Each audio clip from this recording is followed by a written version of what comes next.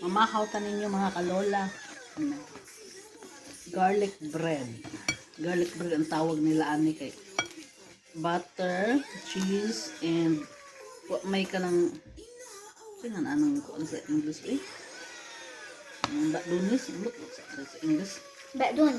Ano, what's in English? Bakdonis.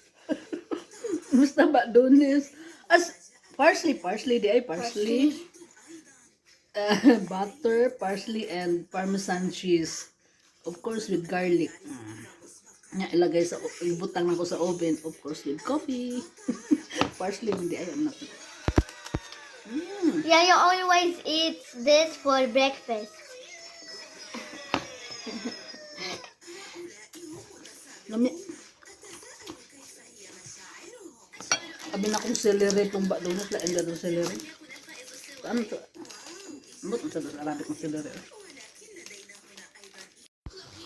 Yeah, maupo na yung breakfast ang alaga. Pringles. Buang breakfast. With Kinder Bueno and Kinder Cards. Breakfast eh. Pringles sa barbecue flavor. No. I ate the cheese sandwich. Very good.